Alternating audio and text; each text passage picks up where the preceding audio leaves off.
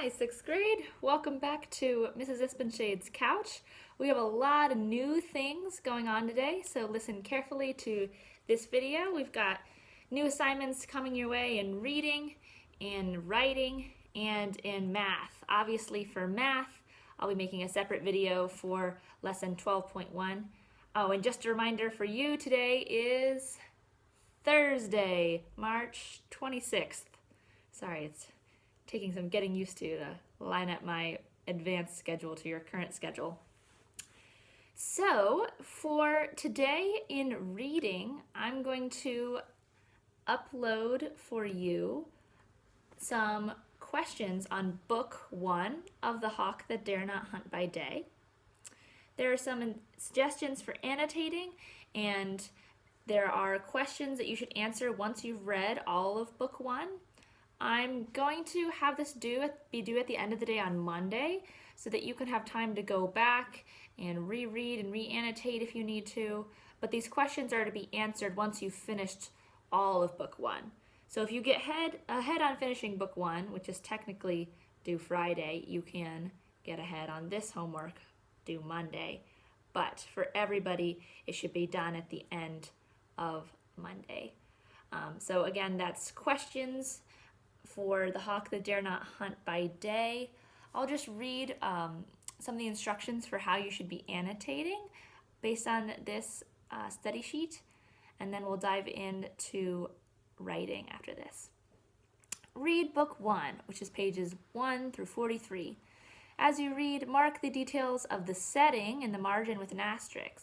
You can do a little star. Circle the main characters who are introduced and underline important information about them. After reading these chapters, meaning once you've read all of book 1, chapters 1 through 10, answer the following questions. So there you go. I told you to annotate for characters and just basic plot, so you may want to go back and do some of those circles and asterisks, but it shouldn't be too much more than you've already been doing.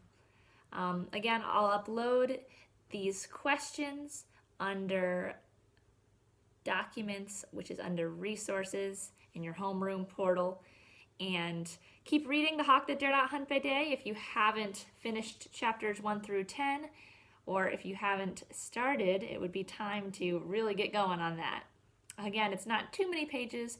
The chapters are pretty short, but definitely want to be getting going on that, and you can start your questions, which will be due at the end of the day on Monday. For writing, our next thing that we're going to be diving into in writing is kind of our quick paragraph skills.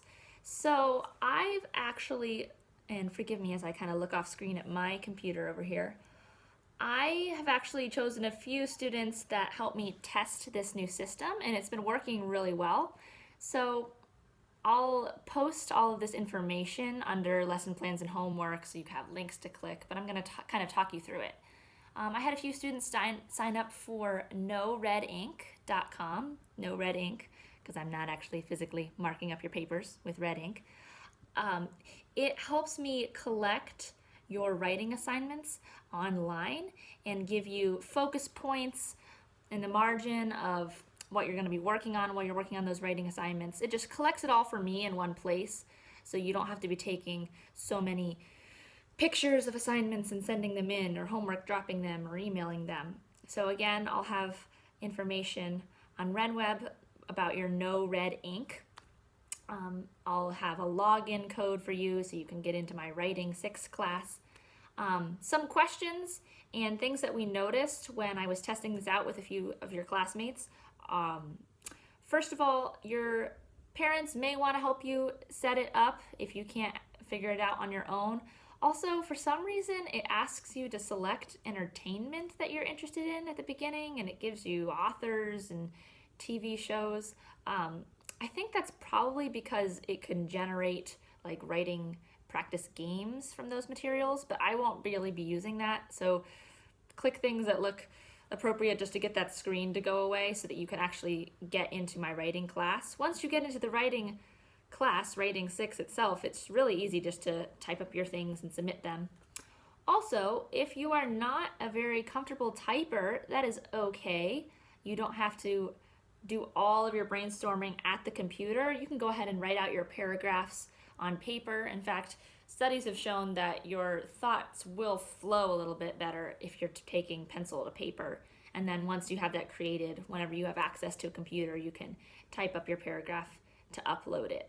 I'll probably be using no red ink just for these shorter paragraph assignments, so I won't be requiring you to type extensively, just probably a paragraph at a time, maybe once a week or twice. So go ahead and get that no red ink account. I'll give you all of the instructions on RunWeb and then the password to get into my class.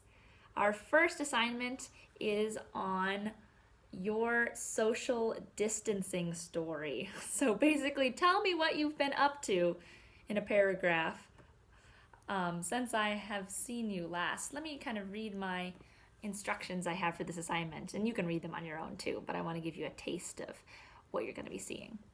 Write me one solid paragraph, 5-sentence minimum, about your recent days at home and what they've looked like. And then our focus points are, let's see.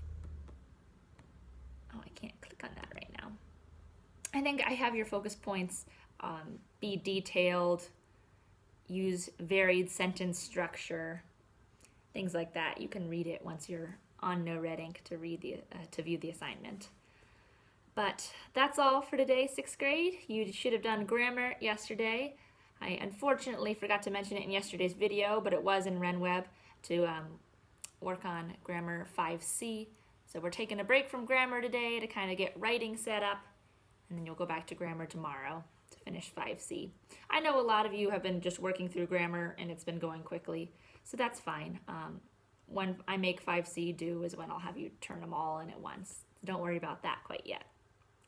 All right, that's it for today. It is Thursday the 26th for you, and that was our class intro reading, writing video.